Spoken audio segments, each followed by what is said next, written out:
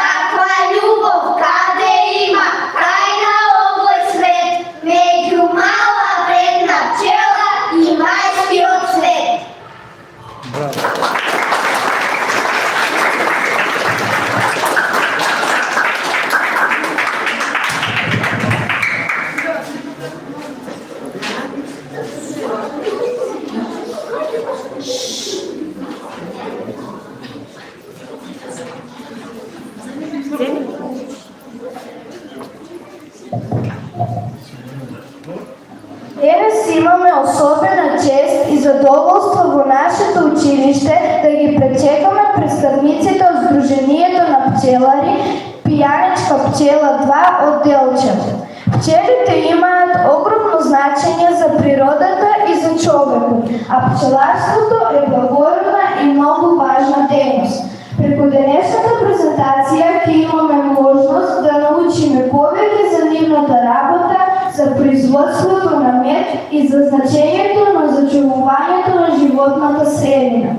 Дозволете ми да им посакам топло добредојде на нашите гости и да им се заблагодарам што одвоија време да го споделат своето знаење со нас. Ви благодарам на вниманието и поверете со презентацијата.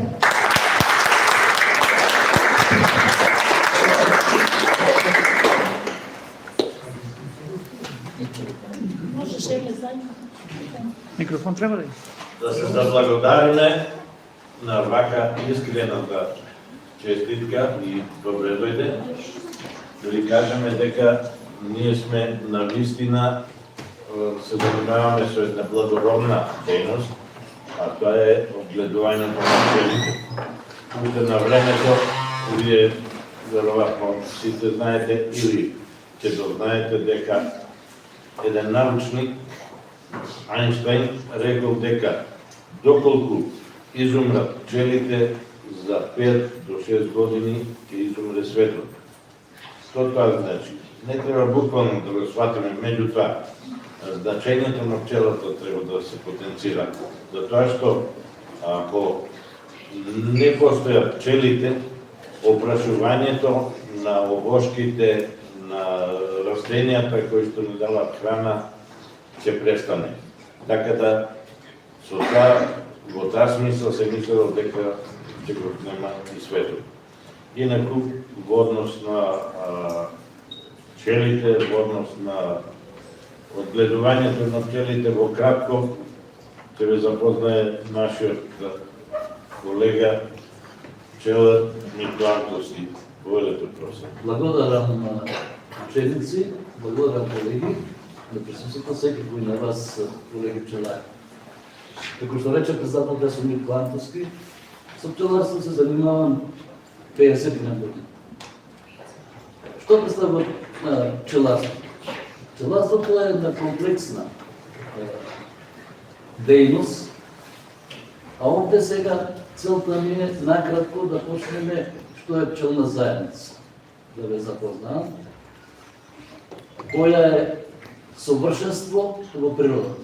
Бидејќи во самата пчелна заедница има строга хиерархија. Почнувајќи од доминацијата на мајката матица, единствена, една, која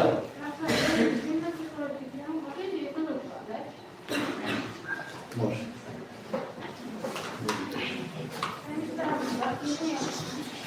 Која се грижи за потомството покрај пчелата, матица, која исклучиво се храни со матична млеч, пчелното семејство го сочинуваат и пчели работнички, кои вие сите ги имате видено по цветовите и така натаму, миниатурни.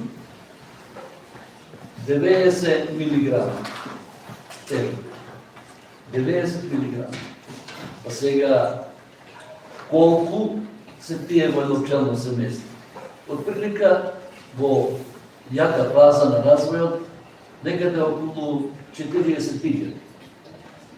Трудолюбиви, вредни, кои немаат пауза во нивното работење, кои можат на ден да поминат и 60 километри, да донесат само грам до 2 мед. Меѓутоа бројката кажува се, поради нивната трудолюбивост. Покрај споменатите мајката матица, пчелите работнички, секако овде се и трудовите, кои се задолжени за оплодување на матицата и за понатамошната етапа на развој во самото пчелно семејство. Секој пчелно семејство, почитувани пчелици, има своја специфична мирис, така што тие знаат каде живеат, кога се враќаат, каде се враќаат, да не примаат други. Тоа е таа изворедна организација. Живеат пчелите и во култивирани услови, т.е. ги обградуваме ние пчеларите, во специјални куќички или курлишта, ние викаме по нашенски трмки, а можеме да ги сретнеме и во природата, во шуплините на дрвјата. Исто така и во некои карпи, каде што има простор, каде што го организираат својот начин на живот. Во тој поглед сакам да споделам со вас и една друга работа. Имаме период кога интензивно се развиваат пчелите, а тоа е пролетниот период. Еве, сега, за жал, временските услови се такви какви што се, меѓутоа за некој ден вие ќе забележите во природата една прекрасна музика на лет на пчелите по растенијата, по цветињата, во боровите, во ливадите и сегде каде што има цвет. Кога зборуваме за пчеларство, секако треба да се навратиме зошто толку е значајно. Затоа што уште од памтивека луѓето знаеле за вредностите на пчелите и нивните производи. По возрастните ученици, тука некаде 7, 8 отделение и 9, сигурно по предната историја слушнале дека во Грција боговите биле бесмртни. Зошто? Затоа што се хранеле со амброзија. Тоа е пергата што ја произведува пчелите, а пиеле нектар. Биле бесмртни. Апликации на пчели можеме да сретнеме на ковани монети од Антиката, од Египет, Персија, од другите области, но и на разни објекти. Тоа значи дека човекот од памтивека ги придружува пчелите, ги одгледува или ги искористува нивните производи во својата исхрана. Кога спомнам производи, ќе тргнам по хронологија на производи пчели. И сега дали да почнем од највредното или од онаа што е како производ. Но, од каде да почнем, се издефини. Ајде да почнем од онаа назначајна. А тоа е матичната млечна пшеница. Имате слушано, се извинувам за колегите. Имате слушано, меѓутоа малкумина имале можност да ја пробаат, затоа што тоа е храната која е за написано, а таа е една, и за другите пчели во одредено временски период. Покрај матичната млеч, неминовно е да спомнеме и прополис. Дали знаете, дали не знаете, знаете си. Полен, т.е. прополис, по некој пат и вие како помали, ќе настинете малку, ќе појдете на лекар и на рецептот вика капки од прополис за настинка. И тоа е тој производ од пчелите кои има примена во медицината и секојдневната употреба. Понатаму, не можеме да заборавиме и за восот, кој е еден од производите. Пчелите го произведуваат, лачејќи од нивните жлезди, ензими, кои ги трансформираат во еден совршен систем, ние ги викаме соткани основи, каде што шестоаголниците се чудо од правилност на градна. Покрај сето тоа, мораме и на крајот да спомнеме и за мед, кој е најпознат во секојдневието, во консумацијата. Велат луѓето, нешто сум од настина, па да најдам мед. Најголемата грешка е во тоа. затоа што медот е храна. Медот треба да се консумира постојано, затоа што само на тој начин неговите состојки, дали тоа ќе бидат, дали се тоа минерали, дали шекери, ќе ги прашате вашите наставници по биологија кои се тие, му дава имунитет на телото на човек. Затоа што медот, како така, треба да најде примена во секојдневието, во исхраната, не само на вас, на децата, туку и возрастните. Јас тоа ќе го дадам како пример.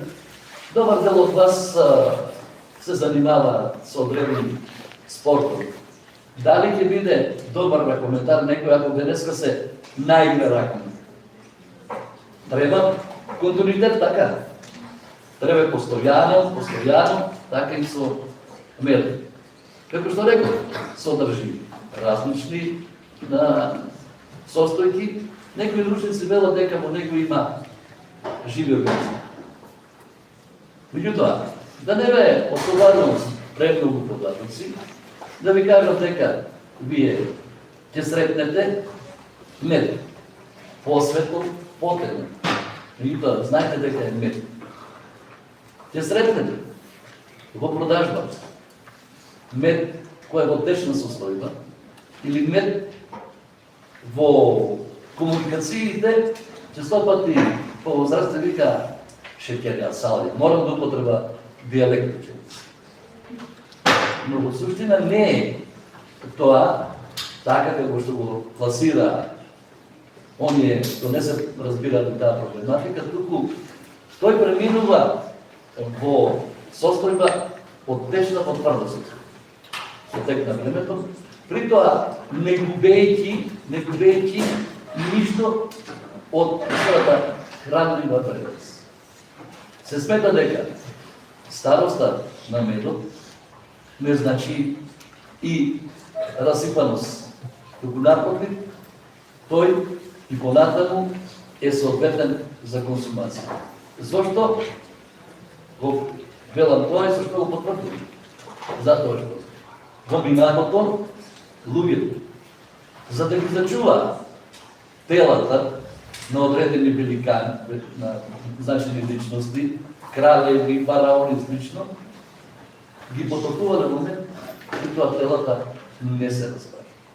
Значи, има и хранлива вредност, и лековита вредност.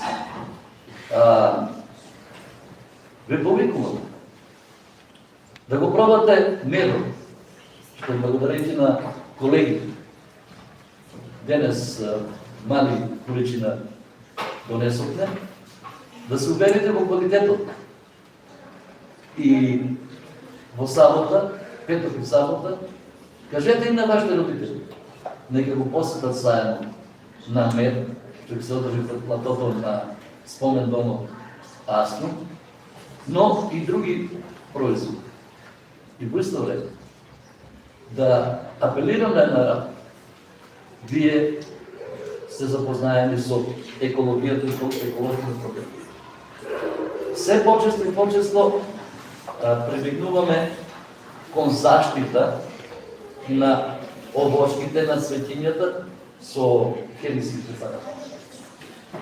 А со тоа самите влијаење на намалување на производството на мед, на, па да не речем, уништување на пчелните семејства, а со самото тоа, она што пред малку го рече председателот на Колевијето, опасноста од исчезнување на пчелите.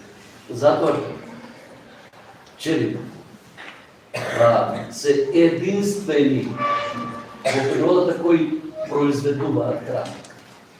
Вие сега ќе се прашате како така ние луѓето произведуваме храна. Ние одгледуваме растенија, животни и се храниме. А пчели произведуваат храна. Собирајќи го нектар од цветињата, го носат по кошниците, каде што домаќинките го прифаќаат од оно што приноси. Благодарение на одредена жлезда излачува ензим со кој нектарот се трансформира од нектар во мед.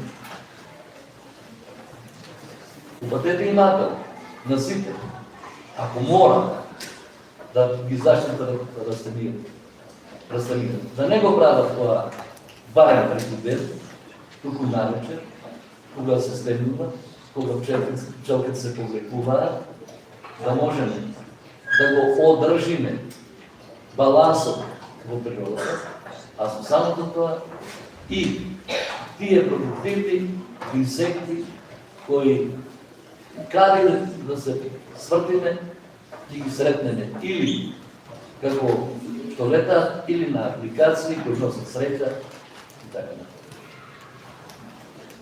Ви благодарам, почитувани колеги, пчелари што ме благодарам, драги ученици, на вниманието со кој ме проследите.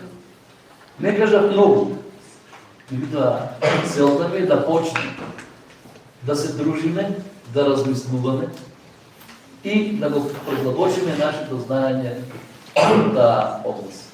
А на вас, почитувани колеги наставници, на соработката, што ни ја пруживте во овој момент.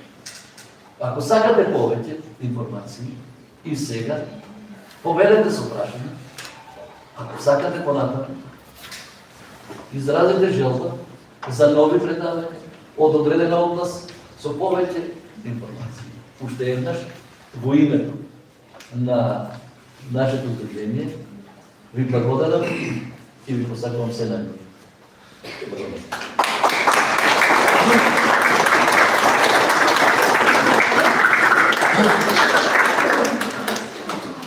Јас имам едно прашање до учениците.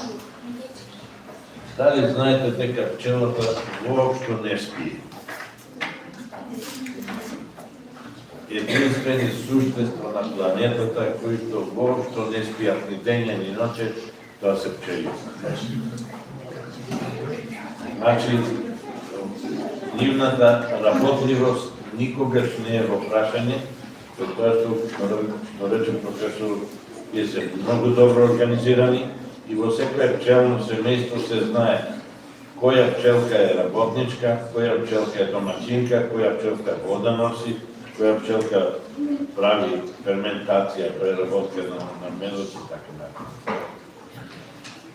Во тој стил, во таа смисла, посакувам и вие да бидете многу вредни како генерации кои што во иднина ќе го понесат товарот на живењето во нашето место. Ви благодарам многу.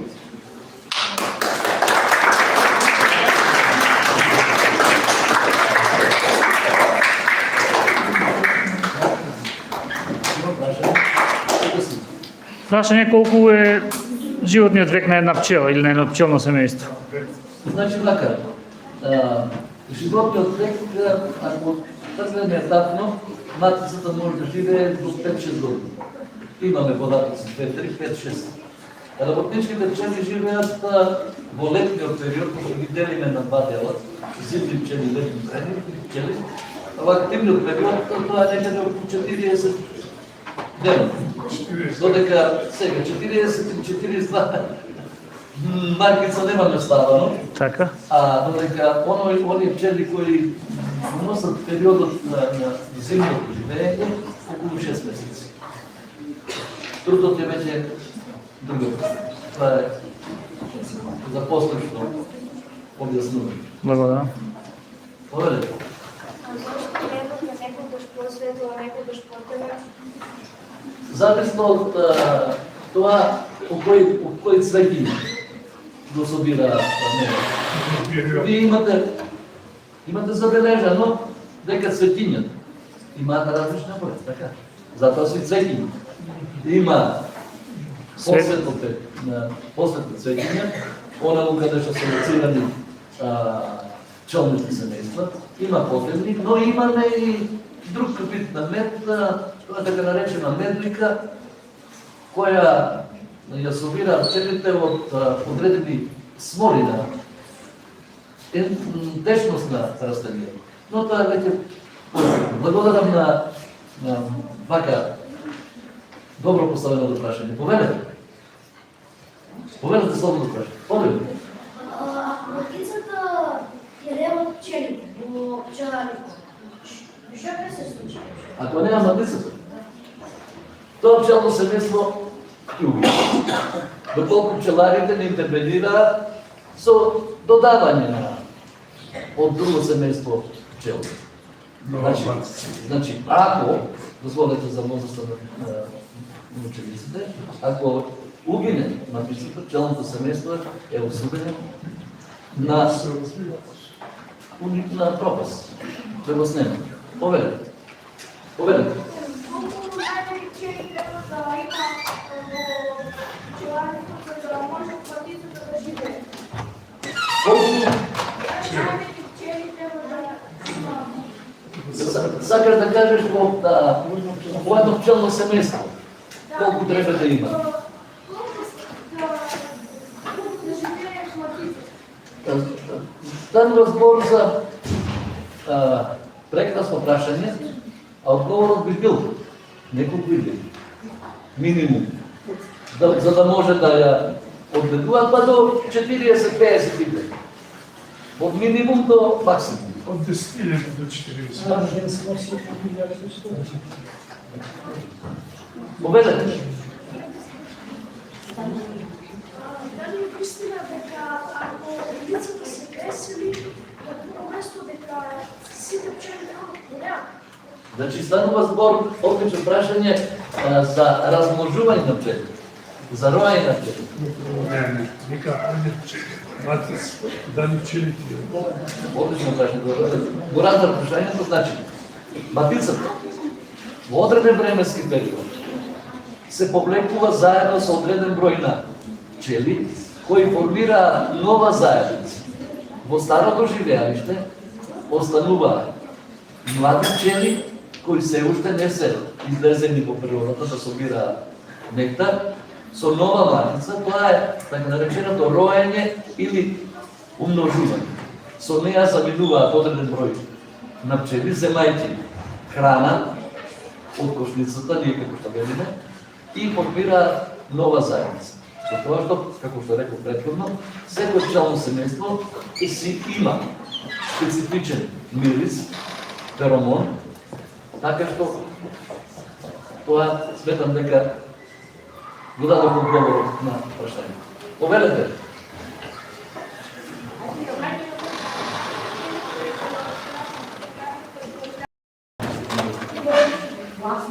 Уште еднаш?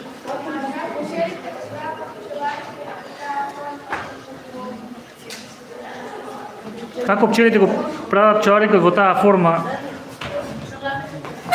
Сакаш да кажеш формата на сокните на сокните.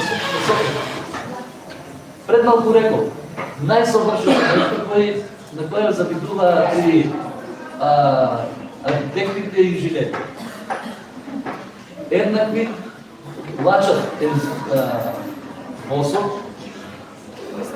на кој му дава одредена форма, шестоаголник, кој помалку е свртен. Тој шестоаголник во висина, за да може течниот се уште незрел мед да се задржи во него. Повелете. Повелете. Што се хранат пчелите во зимска? Во зимска период тие складираат мед во текот на летниот период и го зачувуваат. Само една информација за вас. Едно пчелно семејство во текот на тој период, така наречен медоносен период, собира до 120 килограми мед и го трошат. И во летниот период. Така што тие се оставаат зимно време, за нив колку што не потребно, ама ние малку стрмни, па ќе им земе. За да има и за нас. Ете, значи се хранат. Возрастните пчели се хранат со мед, додека пред да се да станат возрастни, мали, ларви, се хранат со олен или подосна форма на перка се. Младите пчели додека да излезат од пчелијата. Не сакам да навлегувам, знаев дека сте вие деца со изворено познавање на некои работи и любопитни, така што ми причинува задоволство да одговорам на овакви прашања. Повелете. Повелете. Пчелите доброваат пати до место кога ќе живеат. Ево овде малку ќе подискутираме. Ние знаеме да се вратиме во нашето живеалиште улица, пораснати сме таму. Тие има совршен систем на ориентација и информација меѓу себе. И многу научници кои специјално се бават со таа област, немаат да кажеме баш како ги пренесуваат тие информации. Најверојатно имаат свој јачин и начин на ориентација. Најверојатно. Не, зборува како се враќаат до куќата. Одлично прашање, значи како се враќаат. Има начин. Некој начин на меѓусебна комуникација. Така што, на тоа прашање ни првните научници баш немаат одговор, затоа што многу пати теории, на мене сега вие слушнавте, ја што зборував, вие ќе го понесете тоа знаење, некој друг ќе кажете нешто и пак ќе повторам, најсовршеното нешто во природата се пчели. Повелете. Во прилог на ова што професор го кажа, пчелите имаат неверојатно развиен осет за ориентација. И првото излетување што го прават младите пчелки, кои прв пат излетуваат, прават извидувачки лет. Излегуваат и вртат околу пчеларникот, со тоа ги регистрираат сите елементи, сите растенија, сите дури ја разликуваат и бојата на своите живеалишта на самузи. До тоа се памат некои бели, некои жолти, некои зелени. Не сите бои ги разликуваат пчелите, меѓутоа дневни, светли, тоа за нив не е проблем. Откога ќе осознаат каде се наоѓа нивното живеалиште, потоа веќе тргнуваат на работи и за нив представува помал проблем враќањето на тоа. Може да им посмета евентуално невреме, ветер и така. Инаку тие не го грешат патот како што може ние некој да го погреши. Ја ќе раскажем на кратка случка, еднаш во близина на еден пчеларник, една пчела застани буквално цело време како да ме гледаше и не даваше да одам кај пчеларникот. Не знам како да објаснам таа ситуација. Вече Значи, ќе се заврши. преморена или е налетала на некаде каде што е вршено запрашување со некои средства кои што практично многу проблем прават на пчелите и она не успева да стигне до пчеларник. Повелете, ако имате прашања, учители ученици. Ако немате, благодарам, уште еднаш, секој пат сме тука да соработуваме. Може би еден ден некој од вас ќе биде пчелар. Јас почнав на ваша возраст да пчеларам. Повели. Како? Кој е најубав дел? Што е задоволство за пчеларите? Кој е најдобриот дел? Најубавиот дел од пчеларењето е релаксацијата, љубовта и дружењето со природата. Да, дружењето со природата. Тоа е убаво кој се појде прекрасната мирис која шира поголемиот дел од пчелните семејства. Од цветовите. Секако чистотата околу пчеларникот, барем кај мене, и релаксација, повторувам, релаксација. Таман 40 минути колку еден училишен час, ала да ви. Благодарам.